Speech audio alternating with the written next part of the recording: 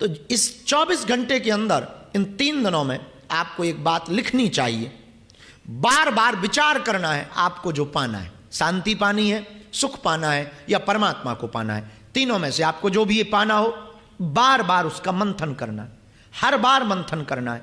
उसकी कहानी कल हमने अमेरिका की कहानी सुनाई थी। मात्र विचार करने के कारण उस व्यक्ति के अंदर ब्लैक कोबरा का पॉइजन अपने आप रक्त में संचालित हो गया था, बल्कि सांप ने काटा नहीं, पर मंत्रणा का इतना प्रभाव है, मंथन का ऐसा प्रभाव है कि वो प्रकट होना ही पड़ा। वैसे ही मंथन का बड़ा प्रभाव है। इन 3 दिनों के अंदर आप मंथन करोगे, विचार करके सोओगे, विचार करके जागोगे, और बार बार एकांत में, अकेले में, पेड़ के नीचे, वृक्ष के नीचे भोजन करते हुए, साधना में, ध्यान में, विधि में, आप जब भी बैठो विचार करो मुझे ये पाना ही पाना है। तो इन 3 दिनों के अंदर कुछ ना कुछ तो लाइट जल करके जाएगी। ये तो तय है कि ब्रेन डिटॉक्स तो होकर के आपका जाएगा ही जाएगा। तो पहली बात, इन 3 दिनों में बहुत कम बोलना है, बहुत हल्के कपड़े पहनने हैं, बहुत ज्यादा ग्रुप में नहीं रहना है। फिर से हम आपको ध्यान करवा दें, मोबाइल बहुत कम चलाना है। हो सके तो आदत में 1 घंटा दिन में, 1 घंटा रात में कर लें। अपने काम, जरूरी काम निपटा लें, और ज्यादातर नेत्र बंद करके ध्यान करने की कोशिश करें। बल्कि कल एक बहन जी ने कहा कि हमें आंखें बंद करने में बड़ी दिक्कत होती है, तो खोल भी सकते हैं। ऊंचे लेवल के, अगर इतना ऊंचा लेवल आ गया हो आपका कि आंख खोल के आप ध्यान कर सकते हो, तो भी कोई दिक्कत नहीं। ध्यान तो किया ही इसीलिए जाता है कि आंख बंद करने की जरूरत ना पड़े, लेकिन श्री गणेश आंख बंद करने से होता है। तो अगर आप ऐसी परिस्थिति आपको कुछ है, नहीं है, तो ठीक है, आंख बंद करके, और बीच बीच में आपको इन दिन भर में अपनी ही श्वास को सुनना है, और लंबी गहरी श्वास को लेते रहना है। बीच बीच में थोड़ा सा भी ध्यान आवे, ऐसी लंबी गहरी सांस ली, और एकदम से नहीं, धीरे धीरे, कि अगर मान लो हम हथेली पर आटा लें, नाक के पास रखें तो वो उड़े ना, इतने धीमे छोड़ना।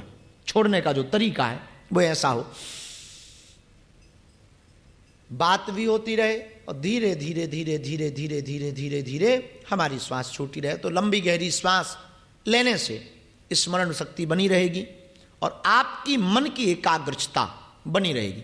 अपनी ही श्वास पर आपको ध्यान देते रहना है 24 घंटे में।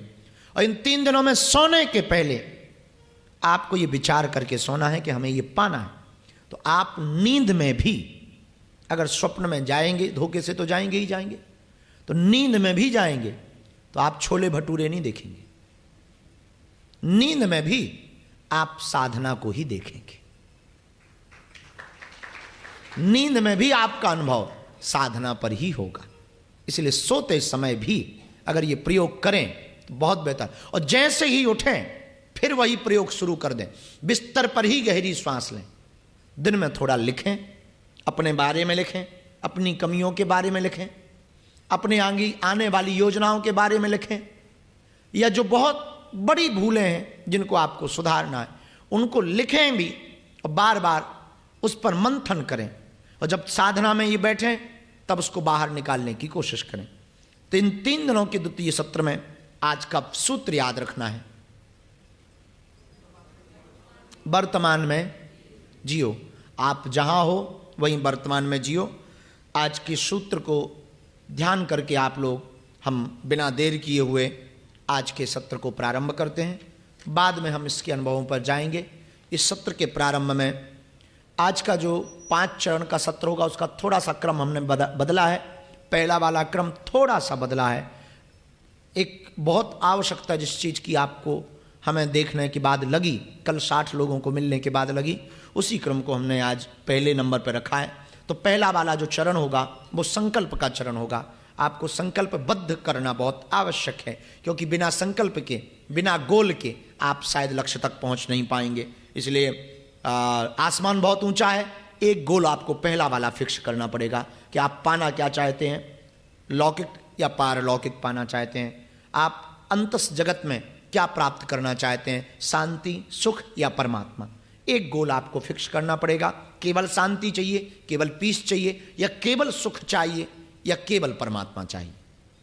एक गोल आपको कोई ना कोई फिक्स करना होगा। इसलिए पहले चरण में कल हमने जो बंधन खोल का चरण किया था, ये आज का जो क्रम होगा इसमें संकल्पबद्ध वाला चरण होगा। इसमें आप संकल्पबद्ध होंगे और इस क्रम को हम बिना देर किए हुए प्रारंभ करते हैं। और हम चाहेंगे कि कैमरा भी बंद कर दिए जाएं और लाइट को भी बंद कर दिया जाए, एकदम हल्का बैठ जाएं। 5 चरणों का ये क्रम होगा। बीच में आपको जैसा भी मन को लगे वैसा करें, बस भागने के अलावा।